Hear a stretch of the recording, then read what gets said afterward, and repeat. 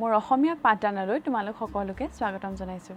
আজি আমি আলোচনা কৰিম তোমালোকৰ পাঠ্যপুথিৰ প্ৰশস্তি নামৰ কবিতাটি।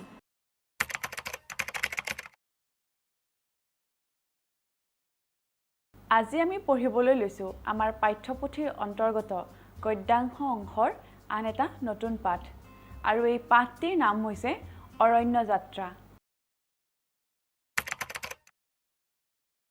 Today we are going to do the lesson The Midnight Visitor by Robert Arthur. আজিৰ পাঠদানলৈ তোমালোকক স্বাগতম জনাইছোঁ। আজি আমি যিটো পাঠ আলোচনা কৰিম সেই পাঠটোৰ নাম হ'ল দুটা চলকত ৰৈখিক সমীকৰণৰ জোৰ বা pair of linear equations in two variable. মৰমৰ ছাত্ৰ ছাত্ৰীসকল, আজি আমি স্থানাংক জ্যামিতিৰ বিষয়ে আলোচনা কৰিম।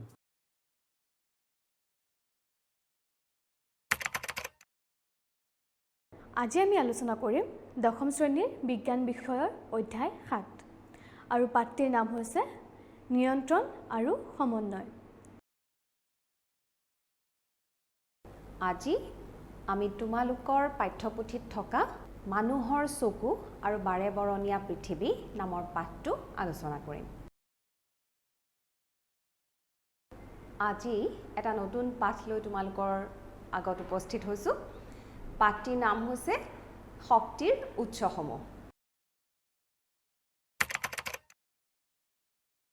আজি আমি তোমালোকৰ পাঠ্যপুথিৰ তৃতীয়টো অধ্যায় পৃথিৱীৰ ভূগোলৰ বিষয়ে আলোচনা কৰিম। আজি আমি আলোচনা কৰিম সমাজ বিজ্ঞান বিষয়ৰ ইতিহাস খণ্ডৰ তৃতীয় অধ্যায় অসমত ব্ৰিটিছ বিৰোধী জাগৰণ আৰু কৃষক বিদ্ৰোহ।